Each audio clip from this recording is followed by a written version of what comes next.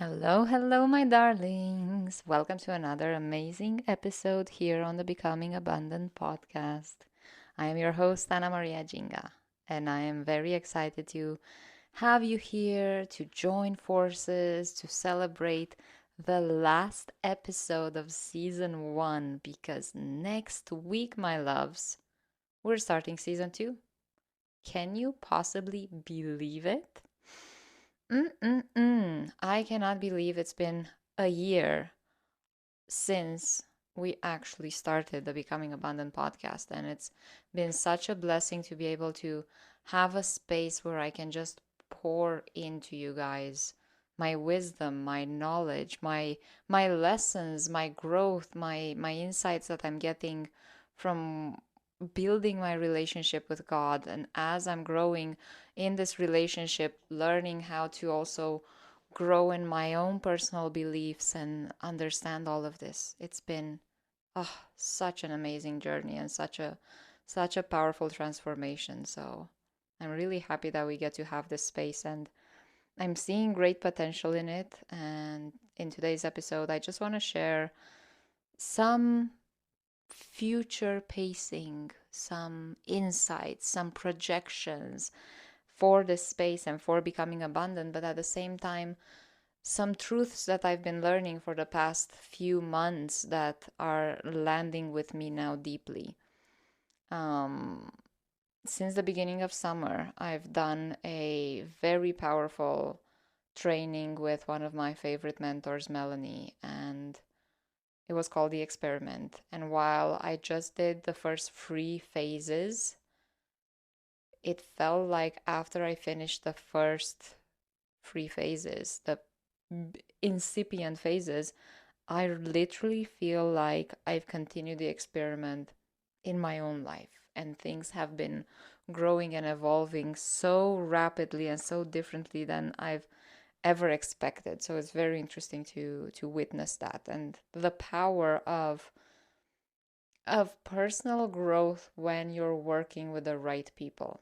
And I know in my own perspective that my clients have massive transformations when they're working with me because I get to see and speak what they're maybe not ready to see and speak themselves.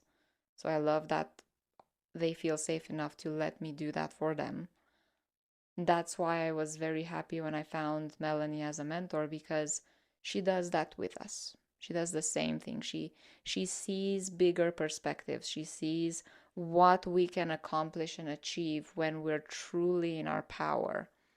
And that's one of the reasons why I feel like becoming abundant is morphing into something bigger and not just bigger in, hey, I'm opening up my calendar for more one on one clients, but for the end of this year, I am announcing right now to you guys before I announce on any of my channels anywhere, we're growing into maybe some group coaching. But before I dive into that more, we're opening some ways for you guys to learn what I'm teaching without me being in person there for you guys. So I'm putting together some courses. I'm rebranding and reorganizing the Truth Left Unspoken workshop and workbook as well. So we're gonna have a workshop where I relaunch the the book in a few weeks actually. And I'm very excited to see where this is going because it feels like I'm just one person and I love doing one on one work. And at the same time, I notice that it's taking a lot out of me to be able to offer that and know that I am still limited. I'm still limited by time, I'm still limited by my energy, I am still limited by creating more for people. Unless I get to package that in on demand courses, in video workshops, in group coaching and group mentoring experiences. So it feels more and more like I'm pulled to create a bigger community for us. So as I'm starting to planned this out and as I'm starting to step into this new role for myself, I also want to ask you, as I'm going through all of this myself, I wonder where in your life, first question of the day, where in your life do you find that you're giving a lot of you and you would love to give more, but you're not able because, well, we're human. We still have 24 hours in the day. We're still one person. Where in your life are you giving so much that you could possibly package into something else? Package your essence into something else. And I'll give you some examples. Yes, we can work with the knowledge industry where you can just create courses of whatever you know and start sharing it with people for free, for affordable, for higher prices, start making passive income from that as well. But at the same time, whenever we are volunteering for experiences, wherever we're surrounding ourselves in spaces, we can also maximize what we offer to not just one-on-one, but one-to-many. Figure that out, and that might be something that can help you.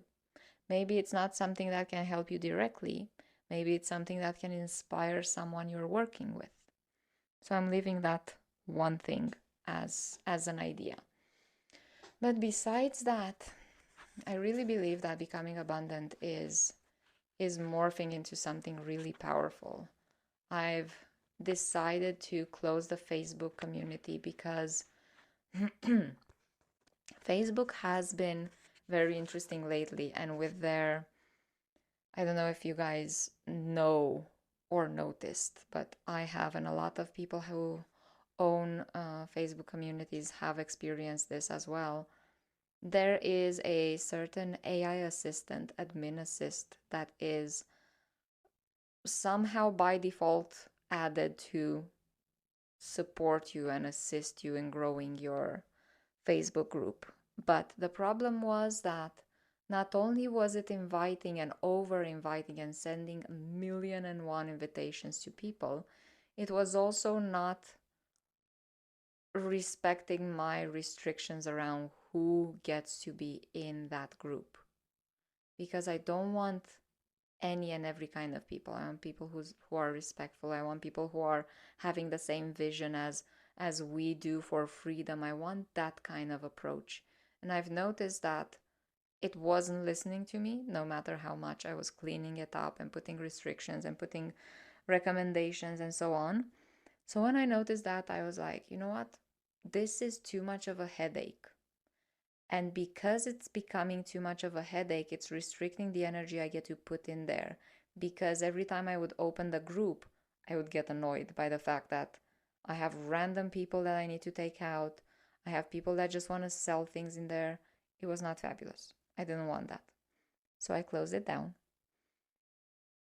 Mostly because that reason, but also because the content that I was creating there, I was also sharing it on my Instagram, in my stories, in my personal Facebook group, page, not group. So I realized that if something is limiting me from being completely who I get to be when I'm the freest, most abundant and happiest, most joyful version of me, then it's a no. And I respected that full body feeling of no.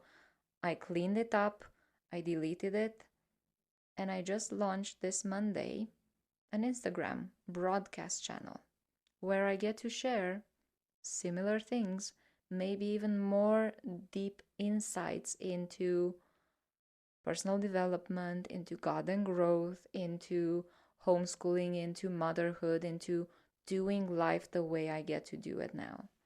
So I just created that. And if you haven't joined, I invite you to join. Just go on my personal page. My handle over there is I am Anna Jinga.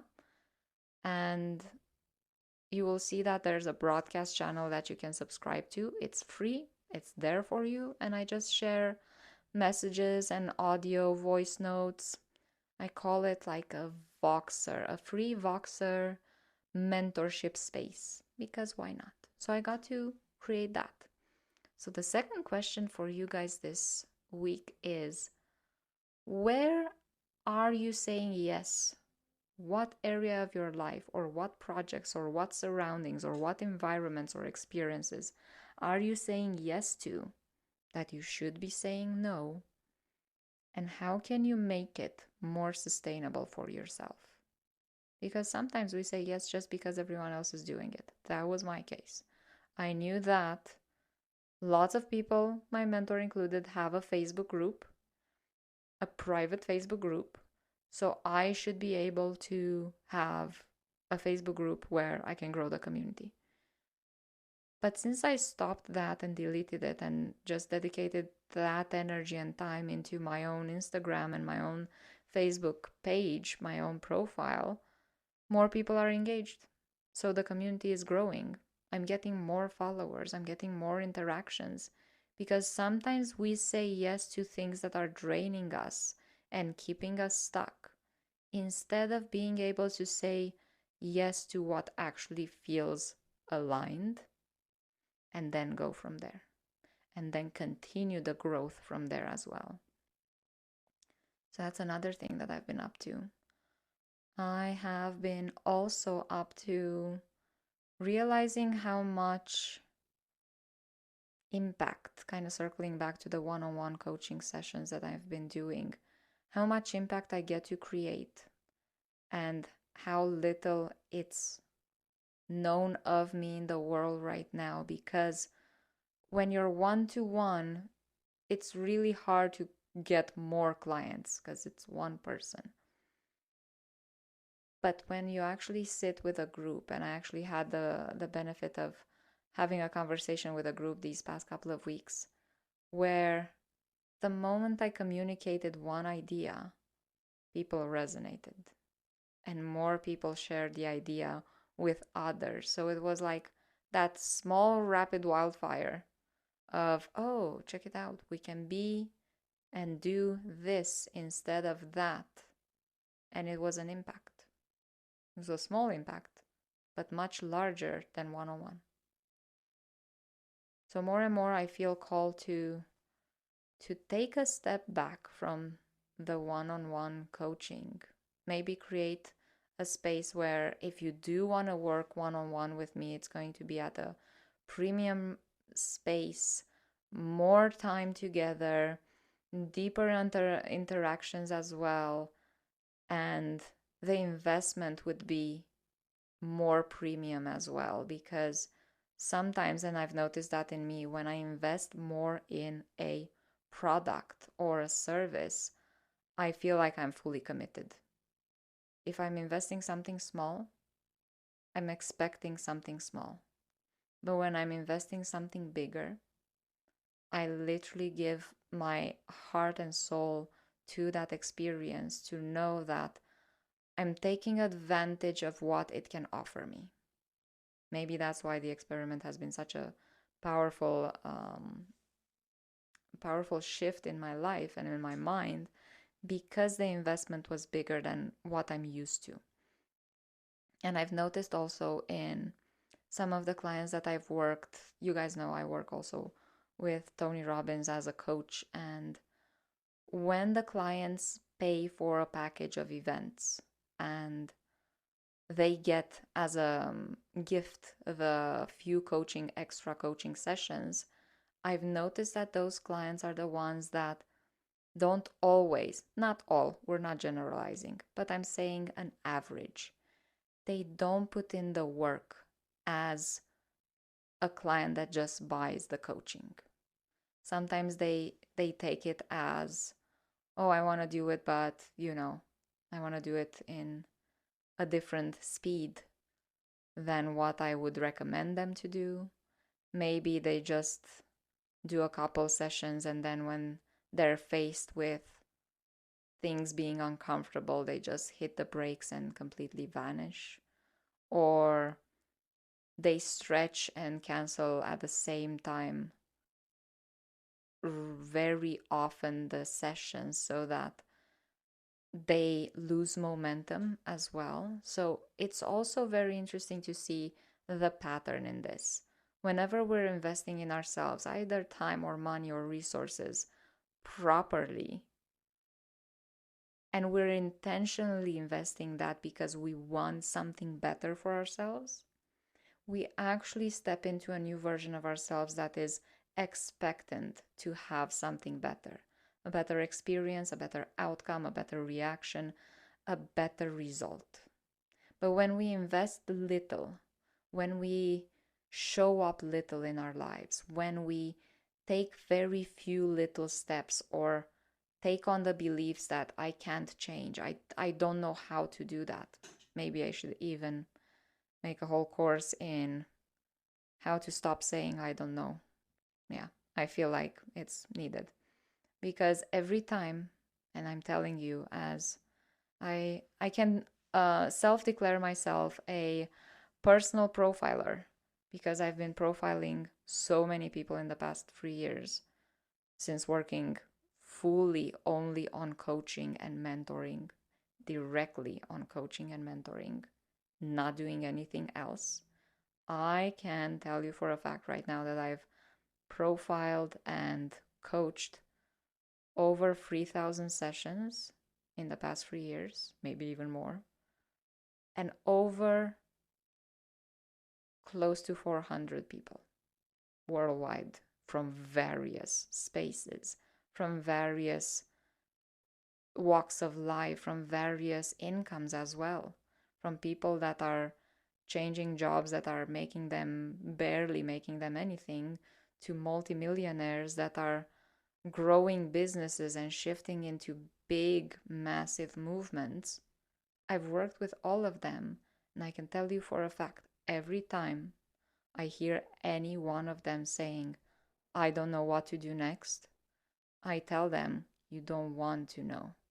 Because the thing is, when we do want to know, we find a solution. When we tell our brain, I don't know right now, but I will figure it out, you start praying to the Holy Spirit, pour your wisdom upon me, guide me in this thing, you will know.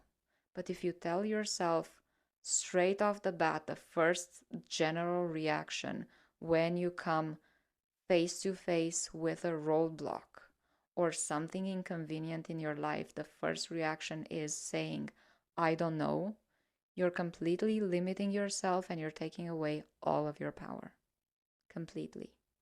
So actually, I'm going to write that down because I will be making a course for you guys where I walk you through all of this to not say I don't know anymore. Because it's going to be a full benefit for you to learn why it's important to become more resourceful.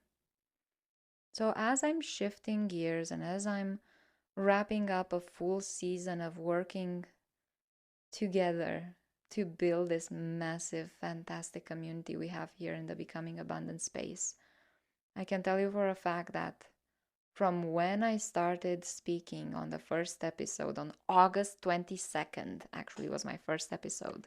So this Friday marks a full year of since I started Becoming Abundant podcast. I should take myself out for a cookie or an eclair. I should celebrate, and I will, because I love celebrating all of the small and big wins. I realized that throughout this whole year, the reason why I started the podcast was that I wanted to get better at speaking to people about things I know, about things I experience. I wanted to share more of God and the lessons I'm learning from building this relationship with Him with more people, because more people need to and get to see God and meet God, and I shouldn't be quiet about that. And I can tell you for a fact that I learned that the more I speak, the more people wake up. The more I speak, the more I get to crack you guys open. The more I speak, the more the Holy Spirit speaks through me. The more I show up, the more I'm doing God's work that He has planted me here to do. So I leave you with this, my loves. Think of your life right now. Think of your life for the past year, since last August, and make a list of all the great things that have happened to you. And then also make a list of all the challenges that you have overcome. Not that you're still going through, not the negative things that happened that affected you. Good things, great things, and the challenges you have overcome. It's going to blow your mind. It's going to help you see how much more in your power you truly are.